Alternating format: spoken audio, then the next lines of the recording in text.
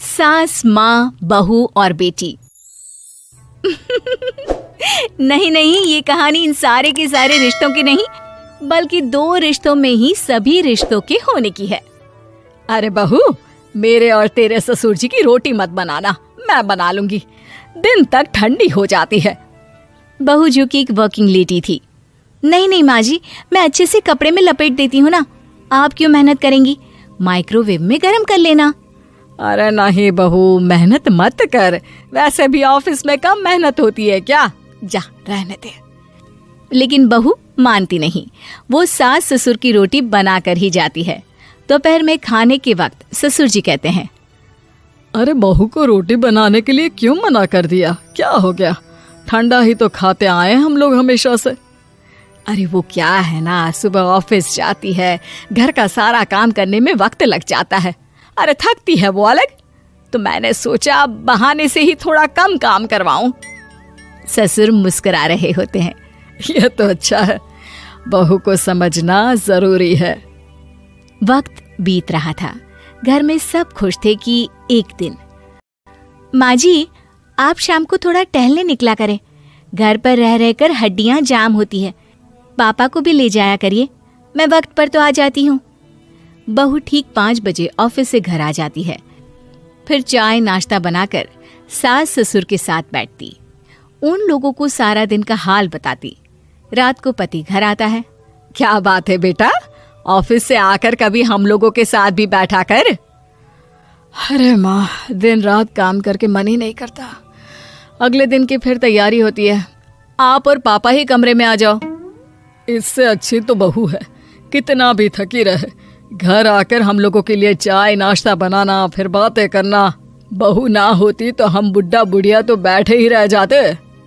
सास और ससुर अब बहू के कहने पर शाम की सैर पर निकलने लगते हैं। सास की कई सहेलियां बनती है तो ससुर को भी कुछ बुजुर्ग लोगों का ग्रुप मिल जाता है। कैसा रहा सहेलियों के साथ शाम का वक्त? हम लोगों ने तो भाई खूब योगा किया। अरे हम लोगों को गप्पों से फुर्सत ही नहीं होती। वैसे मिसेस मल्होत्रा आज बहू के बारे में कुछ बोल रही थी। तभी वहां ऑफिस से बहू आ जाती है जो जींस और टॉप में होती है। क्या बात है माँ, क्या कह रही थी आपकी सहेली आपकी बहू के लिए? सास इस बार बहू को कुछ अलग तरीके से देखती है और उल्टा सवाल ही दाग देती है। क्या कह रही थी वो हटा, ये बता, तेरे ऑफिस में तो मर्द भी काम करते होंगे ना? बहू जो अब तक मजाक कर रही थी वो सीरियस हो जाती है। मर्द होंगे नहीं माँ जी, मर्द ही ज्यादा है, हम 5 ही लड़कियां हैं ऑफिस में। अरे तो अच्छा लगता है क्या ऐसे कपड़े पहनती हो? कल से तुम ना साड़ी पहनकर ऑफिस जाना, और हाँ, शाम का नाश्ता थोड़ा जल्दी बनाया करो, नाश्ता बनाकर बाद में ही ऑफिस के कपड़े चेंज करने जाना। बहू को समझ में नहीं आता कि सास को हो क्या गया है, लेकिन वो कुछ नहीं कहती, सीधे किचन में जाकर चाय नाश्ता बनाती है और सास ससुर को दे देती है। अगले रोज बहू ऑफिस के लिए तैयार होती है तो खूब सुंदर सी साड़ी पहनती है और ऑफिस के लिए निकलने से पहले सास और ससुर के पैर छूती है और निकल जाती है। क्या बात है, आज मेधा के ऑफिस में लग रहा है कोई फंक्शन है।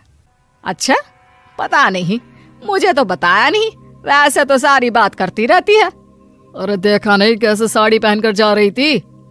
अरे वो तो मैंने ही बोला है उसे। अरे अच्छा लगता है क्या रोज रोज ऐसे सूट या जींस में जाना? बहू हो, बहू बनकर रहो, और आप भी ना मेधा मेधा मत किया करिए, बहू बोला करिए, सर पर चढ़ जाएगी तो दिक्कत हो जाएगी। सास अब बहू को बहू जैसा रखने लगती है, हर बात पर रोका टोकी, हर बात पर ताने। क्या बात है, आजकल लेट आ रही है ऑफिस से?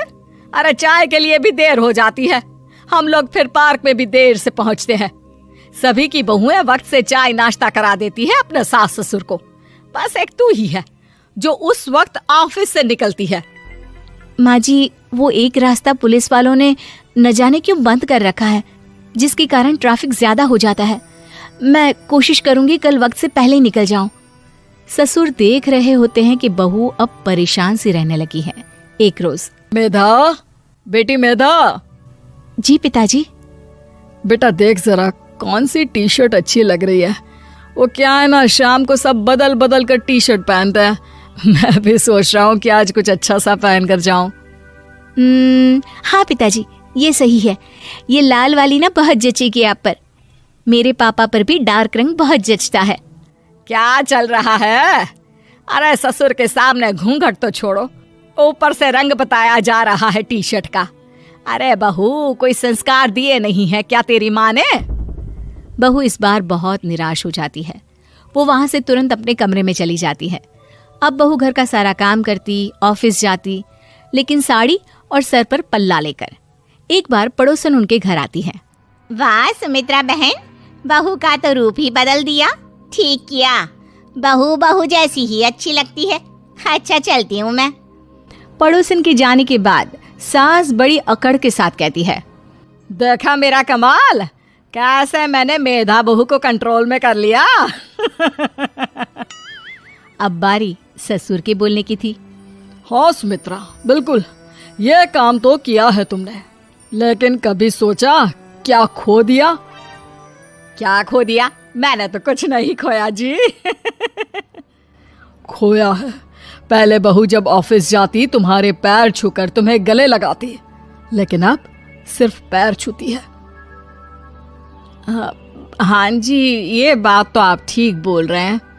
पहले घंटों हम लोगों से बात करती, कमरे में ना जाती, ऑफिस से आते ही खुद की चाय, खाना, नाश्ता सब हम लोगों के साथ करती, सारी बात बताती। लेकिन क्या तुम्हें पता है, बहू की तबीयत खराब चल रही है, वो माँ बनने वाली है। ये बात मुझे बेटे ने बताई कि तुम्हें बता दूं। अब सास की आंख में आंसू थे। वो समझ गई थी कि लोगों के कहने में आकर उसने क्या खो दिया। शाम को बहू घर आती है तो माँ किचन में पकोड़े तल रही होती है। अरे माँ जी, आप रहने दीजिए ना, मैं आ तो रही थी। अरे नहीं, जा तू चेंज कर ले, मैं नाश्ता और चाय टेबल पर ही लगा रही हूँ मेधा। सास के मुंह से अपना नाम सुनकर बहू को बहुत अच्छा लगता है। माँ जी, कोई गलती हो गई है क्या? मेरे होते हुए आप काम करे, ये ठीक नहीं है। संस्कारी और समझदार बहू सास को माँ समझती है, लेकिन सास की बेवकूफी उसे सास ही बनाकर रखती है। बहू, मुझे भी थोड़े संस्कार और समझदार बनने का मौका दे, जिससे मैं भी बहू नहीं बेटी को देखूं तुझ में। और हाँ, मेरा होने वाला पोता क्या कहेगा कि दादी ने तो मेरी माँ को बहुत परेशान किया। बहू सास को गले लगा लेती है। नहीं माँ जी, वो कहेगा कि माँ को तो दादी ने बेटी बनाकर रखा है।